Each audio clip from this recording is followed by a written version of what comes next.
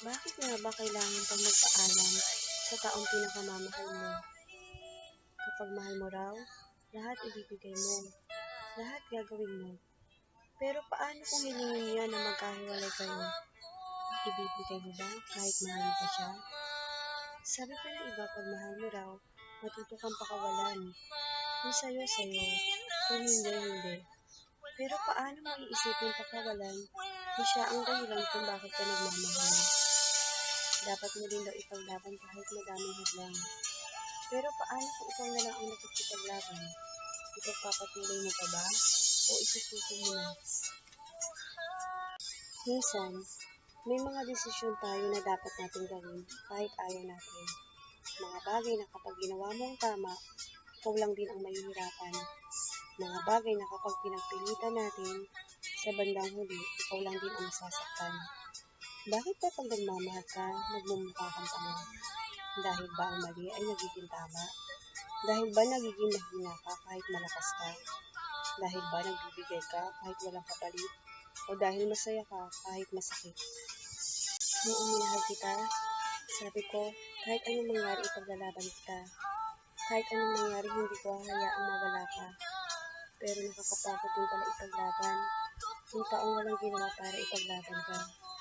Mahirap i-give up ang piling mo sa isang tao. Pero minsan kailangan gawin kahit sobrang sakit. Pero alam mo kung anong tunay na masakit? Yung aminin mo sa sarili mo na ginibap mo yung taong alam mo magpapaligaya sa'yo.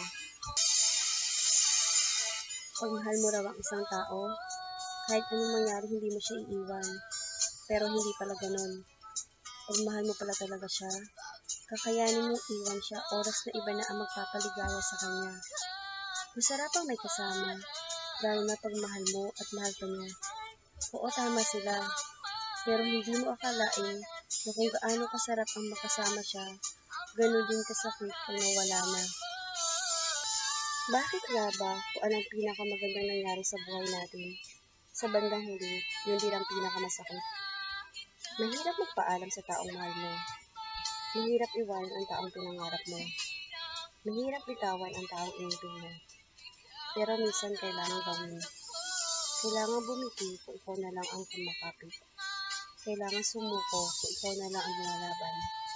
Ang pagsuko naman, hindi ibig sabihin na talo ka na. Hindi matapang ka lang harapin ang katotohanan na kailangan mo ng pakawalan ang taong minahal mo ng sobra. Mahirap magpaalam sa taong pinakamamahal mo. Pero ang mas mahirap, tanggapin ang katotohanan na hindi na kayo pwede magsama ulit. Napakahirap sabihin ang salitang paalam, lalo na sa taong pinangarap mong makasama habang buhay. Kasama mo bumuo ng mga pangarap. Minsan, siguro, kaya tayo iniiwan ng mga mahal natin dahil balang araw may makikilala tayo na mas magmamahal sa atin ang lubusan. Kung aalagaan tayo, hindi tayo sasaktan. At yung lagi nandyan sa anumang oras at hindi ka iiwan.